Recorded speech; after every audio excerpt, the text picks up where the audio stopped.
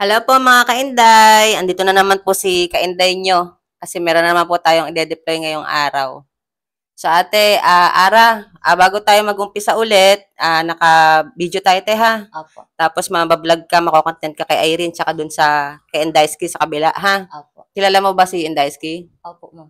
Paano mo nakilala si Indaiski? Na dumaan po sa ano ko tapos nag-follow po ako kasi Ah, marami na pong na deploy po. oo. So Tsaka ayan. legit po talaga. Oo. So na-interview ka ng amo mo to, no te? Opo. Oo, si ano, okay naman, okay ka naman dun sa amo mo. Okay naman po, Oh, ma'am. wala nang dapat pag-isipan kasi malaki rin ang sahod na nakuha po ni ate mga kainday. So, ayan. Anong trabaho mo dun sa magiging amo mo? Bantay po ng bata, yaya. So, yaya. Opo. May experience ka naman na sa pagiging yaya, ano ate? Opo, So, ma'am. alam mo na kung paano yung pag-aalaga ng bata. Opo. Yung safety ng bata, Opo, ma'am. ganyan. Opo. Kailangan napapakain mo rin sa tamang oras, te, ha? Opo. Anong kailangan gawin bago para mapakain sila ng tama sa oras? Kunwari, ayaw kumain ng bata, anong gagawin natin? Lambing-lambingin lang po. Tapos susuyuin kung ano man yung ano niya para makasunod ko po yung bata. So, ayan. So, kailangan din, maglalambing tayo. Kunwari, lalaroin mo muna. Opo. Tapos yan. Pag ganun ang ginawa mo, te, mapapaamo mo yung bata, Mm-mm.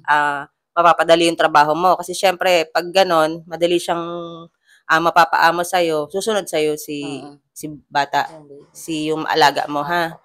So, kailangan marunong din tayo sa diskarte, te, ha? Kakausapin natin yung bata para at least, matututo rin siya sa mga learning, ganyan, Mm-mm. magbilang.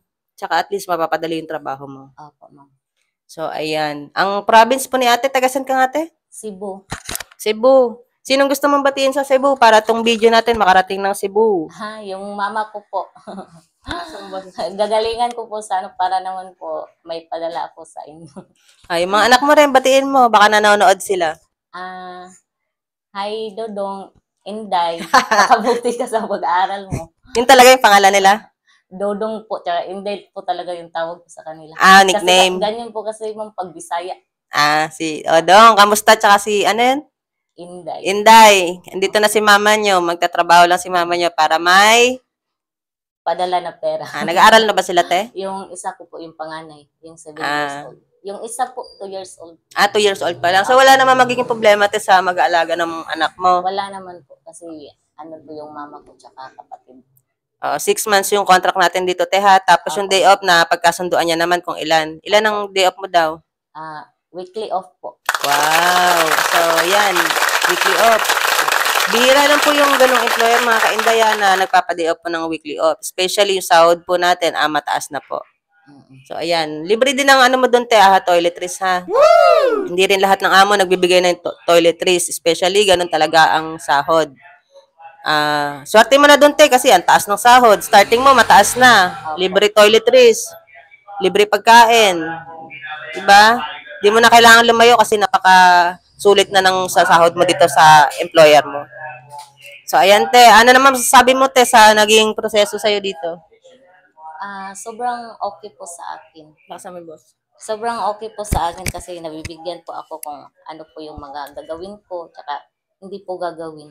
Yan po. Paano mo pala, te, natuntun dito sa agency namin? Paano mo nalaman yung hiring namin?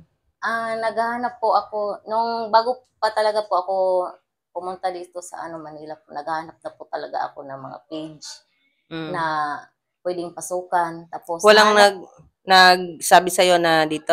wala naman po. Bigla na lang? Opo, nahanap ko po. Nahanap ko lang po yung ano mo doon. Kailan ka sa amin nag-apply? Nung 3. Mabilis ka lang na-replyan. Ang swerte mo kasi yung iba, ang tagal na nag-chat. Opo. Kasi pag kompleto na requirements, mga kainday, mabilis po kayo mare-replyan. Kasi ang hinahanap po namin, yung makakapunta ASAP.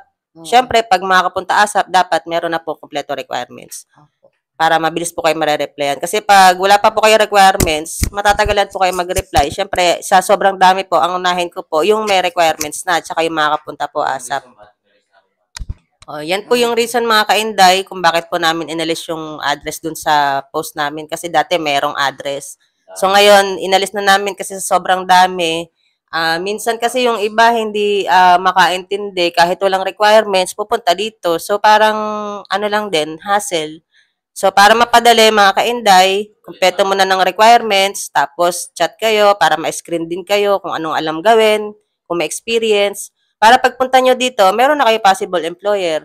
Kasi mas matatagalan pag dito pa lang sasabihin yung employer. Para at least sa bahay nyo pa lang makakapag-decide na po kayo kung ayaw nyo dun sa in-offer namin or kung gusto nyo. Kasi nung nandyan yung address mga kainday dun sa post namin, minsan alas 5, nandyan na, nagdo-doorbell na. So, para maiwasan po yung ganon, inalis na lang po namin yung address. So, para at least na-screen muna namin bago papuntahin dito. Para hindi rin sayang yung biyahe nyo, yung pamasahe nyo, yung effort po nating lahat. So, pag pinapunta na po dito, ibig sabihin, kompleto na po yung requirements. Pero kapag nandito na po kayo, hindi po, nagpapauwi rin kasi kami pag, obserbahan namin na may attitude or walang alam gawin, ganyan, kung linis lang. Ang inaanap po kasi namin dito, flexible. Kailangan marunong magluto, maglinis, maglaba, magplancha. At the same time, marunong din po mag-alaga ng bata. Para at least, madali tayo makakapasok. Diba, kahit saan pa pwede.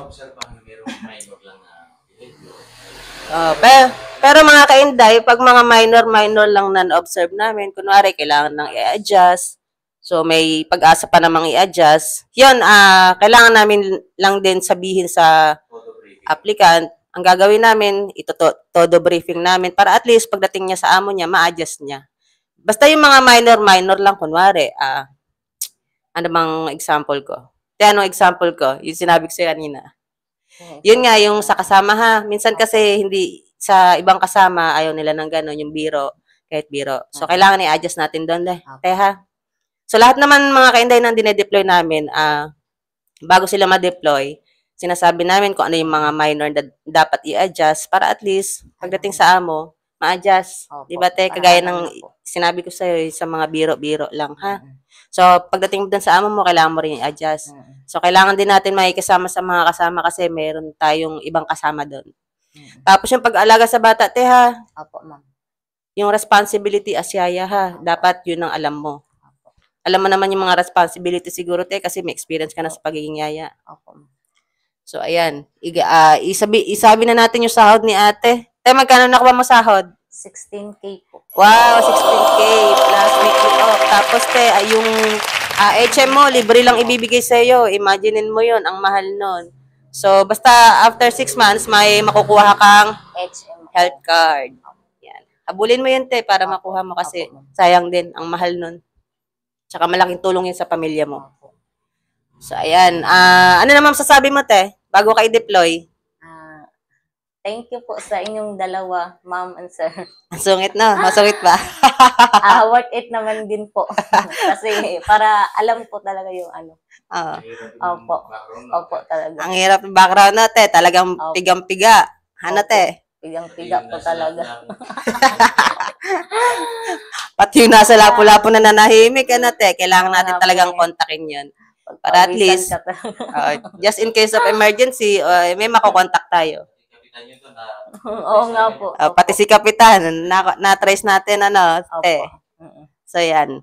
Mga kainday, yung jowa mo pala, hindi mo binate. Baka magtampo, Huwag na. Batiin mo. Dito lang ako kami. Sabi ko, magbablog pa kami. Sabi. Batiin mo siya.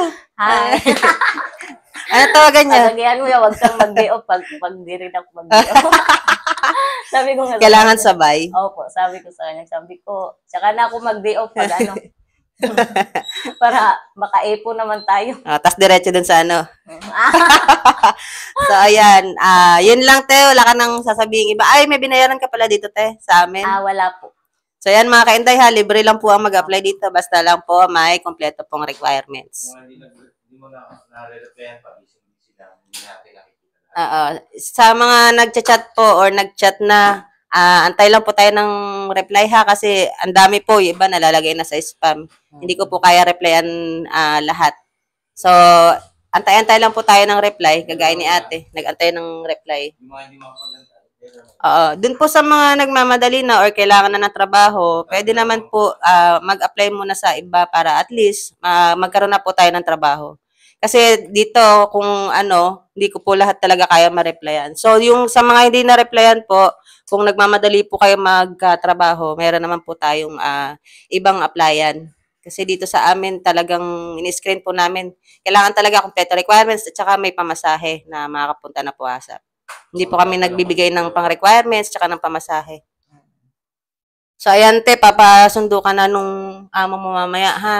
Tatanong legit daw ba? Compare mo Ay, yung profile. Doon po sa mga nagtatanong kung legit ba dito, te, anong sagot? sobrang legit. So, ayan, sa followers pa lang naman mga kainday, makikita na po namin kung legit or hindi. Tapos, May blue badge din. may, Blue badge. meron ka bang blue badge? Wala. Wala. Akong pambayad. So, hindi ka po kasi makakuha ng blue badge mga kainday pag mali-mali or hindi totoo yung mga information na pinaprovide mo kay Meds. So, kailangan doon valid. Tsaka yung pinapost mo, kailangan totoo bago ka makakuha nun. So, sa mga nagtatanong po, kailangan i-check nyo po muna ha. I-compare nyo po yung profile ko dun sa profile nyo po. Yung iba kasi nagtatanong kung legit ba, tapos yung profile nila nakalock, tapos ang friends nila 100. Compare nyo po sa 212k followers mga kainday. Malalaman nyo na agad yung sagot. Tsaka yung blue badge mga kainday, hindi po tayo makakuha nun pag hindi legit. So, doon pa lang malalaman nyo na po kung legit or Mali hindi. din yung information. Oo. Sinasabi lang yun para hindi sila pagkakataon. Yung iba kasi sinasabi lang yung ganon, sila yung binabaliktad nila, nagtatanong ng legit, tapos pag-replyan mo, sila pala yung hindi legit. Hindi legit kasi walang requirements, tapos walang pamasahe. Tapos ako pa tatanungin kung legit. Ang ginagawa kasi nila, reverse psychology. So, parang binabaliktad nila yung mesa. So, yun mga kainday, alam na po ang sagot ha dun sa mga nagtatanong. Wag nyo na po ako tanungin kung legit o ano. Kayo na lang po yung mag-search kung legit or hindi. So, yan te ha. Deploy ka na ngayon. Masaya ka ba te? Makaka-start ka na ng trabaho. Makaka-ipon ka na rin kasi imagine mo 16k, ipon mo na yun. Libre lahat. Di ba? Wala ka nang intindihin. Para ka ng call center. Para ka nang sasahod ng call center kasi Wala pong bawas. walang bawas kasi libre lahat. So, ayan mga kainday, hanggang dito na po muna at baka bukas po ulit. Bye-bye!